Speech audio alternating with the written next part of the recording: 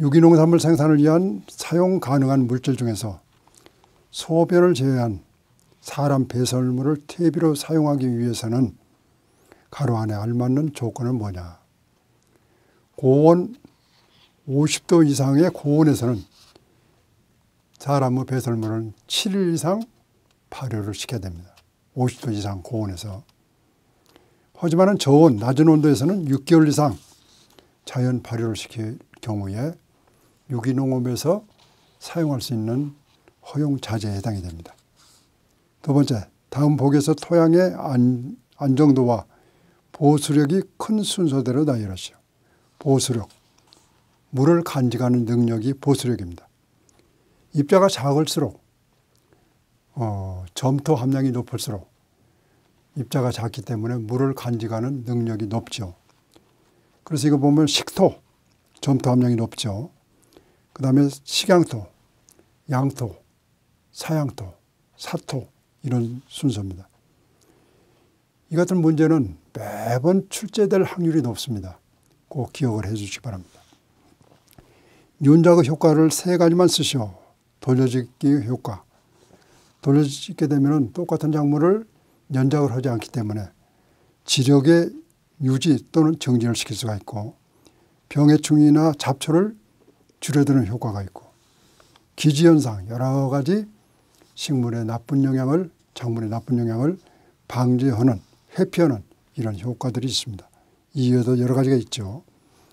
답전윤환의 효과 세 가지를 쓰시오. 답전윤환, 논을 밭으로 또는 밭을 논으로 기지현상을 회피한다, 줄여준다. 염류집적을 경감을 시켜준다. 잡초를 줄여준다. 특정 병해충을 막아줄 수가 있다. 경감을 한다. 이런 것들이 답전윤환의 효과에 해당이 됩니다. 토양시료 100g을 채취해서 550 내지 600도의 전기로에서 태웠더니 95g이 되었다면 토양 내 유기물 함량을 구하는 식을 쓰죠. 구하는 식은 태우기 전에 시료, 토양의 무게가 얼마인가 그 무게를 달고 태우고 나서 무게가 얼마가 남았는가 그것을 달아가지고 시료 무게 태우기 전에 무게로 나누어주면 됩니다. 그 나눠서 그걸 백분율, 퍼센트로 나타내면 됩니다. 유기물 함량은 태우기 전에 100g이었다면 100g 마이너스 태우고 나서 95g이 됐습니다. 그것을 빼가지고 그걸 100으로 나눠줘요. 처음에 태우기 전에 100g이기 때문에 이걸 퍼센트로 하면은 5%가 해당이 됩니다. 멀칭의 이점을 세 가지만 쓰시오. 멀칭. 지온을 조절하고 땅 온도를 높여준다든가 아니면 낮춰준다든가 잡초를 경감하고 토양의 강우 시에 유실을 막아주는 그런 효과가 있을 수가 있습니다. 토양의 3상을 쓰시오. 고상, 전체 토양 중에 50%를 차지하고 있는 고상이죠. 액상 25%, 기상 25%, 고상, 액상, 기상. 작물 수확 수확 과정에서 생긴 상처를 처리하기 위해서 오랫동안 보관할 수 있도록 사전에 처리하는 과정을 큐어링이라고 합니다. 큐어링. 자, 고구마를 수확을 했습니다. 어떤 작물을 수확을 했습니다. 수확을 하게 되면 초기에는 호흡작용이 일어나요.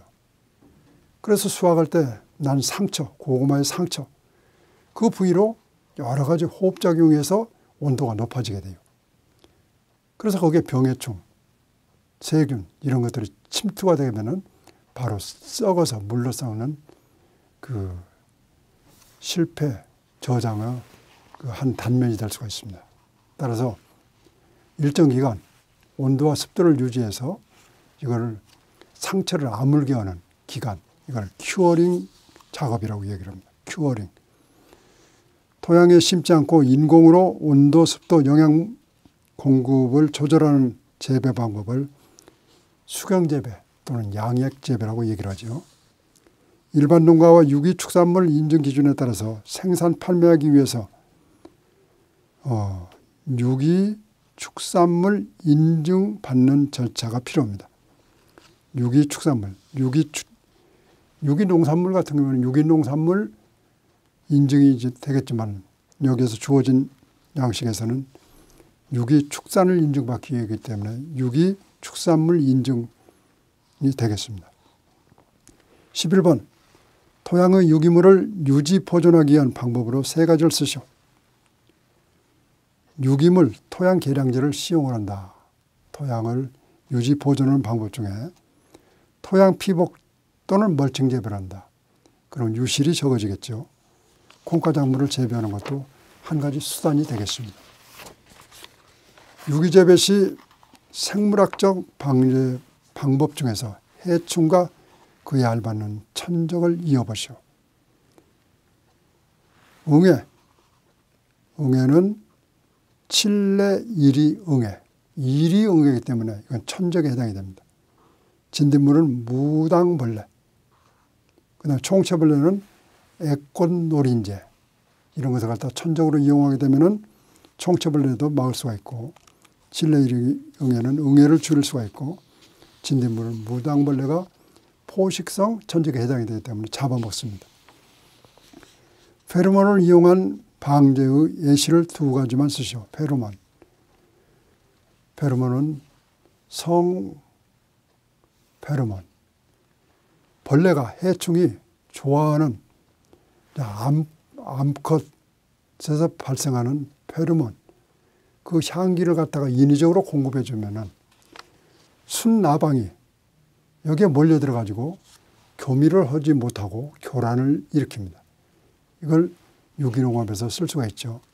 이 경우는 복숭아의 심식나방, 벌레가 복숭아를 파먹고 들어가는, 그 다음에 복숭아 순나방, 사과의 귤나방, 이런 것에는 성페로몬을 이용해서 방제하는 실제 농가 필드에서 이용이 되고 있는 방제 방법입니다.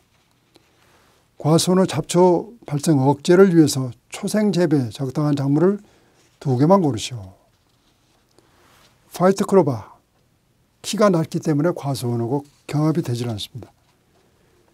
그 다음에 들묵새, 이거는 화분과 작물인데 들묵새 종자를 갖다가 과수원 바닥에 뿌려놓게 되면은 이게 초기에 생육이 돼가지고 가을에 늦가을이 되면 설이 의해서 이게 완전히 쓰러져가지고 퇴비가 됩니다.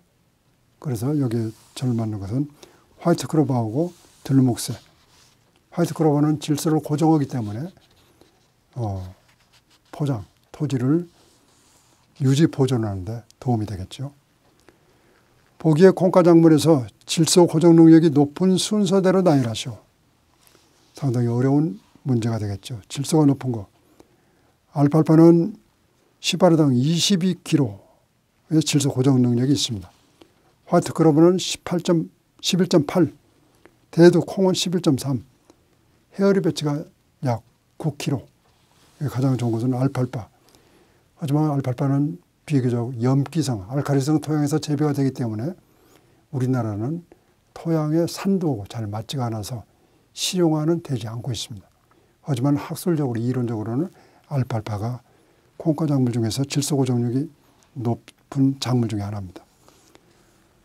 완숙 퇴비인지 미숙 퇴비인지 구분하고자 지렁이를 이용해서 퇴비의 부속 정도를 판정하는 방법을 생물적 방법, 지렁이가 생물이죠, 살아있는. 그래서 생물적 검사 방법이 되겠습니다. 잘 부숙된 퇴비에 해당되는 것을 고르죠. 잘 썩은 퇴비. 이건 색깔이 검어야 되겠죠. 악취가 나지는 않죠. 그 다음에 입자가 잘 부서져 가지고 그 원형의 형태를 알아보기가 어렵죠. 고유의 향긋한 냄새가 나는 것도 완숙된 퇴비라고 볼 수가 있습니다. 그리고 원료의 형태를 이게 어떤 볏짚인지 아니면 나무 이파리인지 알아보기 어려운 거. 완전히 완숙이 되면은 형태를 알아볼 수가 없겠죠. 18번 문제.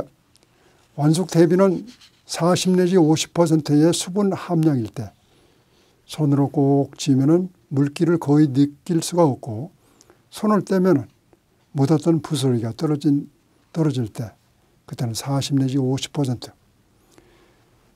여기에 참고적으로 힌트를 드렸습니다만 퇴비 제조 시에 적당한 수분 함량은 65 내지 70%가 되겠습니다. 토양 산도 검정 결과 pH 시험지와 관련하여 산도에 따른 반응 표시는 리트머스 시험지를 썼을 경우에 리트머스의 반응이 적색으로 나왔다. 붉은죽죽은 적색으로 나왔다. 이건 산성입니다. 청색, 푸르스름한 청색으로 나왔다. 이건 알카리성 토양입니다. 하지만은 BTB 용액에 담궜을 때는 산성일 때는 황색, 그 다음에 중성일 때는 녹색, 청색일 때는 알카리성 반응을 나타납니다. 참고로 해주시기 바랍니다. 국제유기농업운동연맹이 승인한 우리나라 유기농업 인증기관의 표기는 두랄라라 서티피드 오가닉 코리아 LLC, 이것이 국제유기농업운동연맹에서 대한민국의 유기농업 인증기관을 표기하는 표기 방법에 해당이 됩니다. 참고로 해주시기 바랍니다.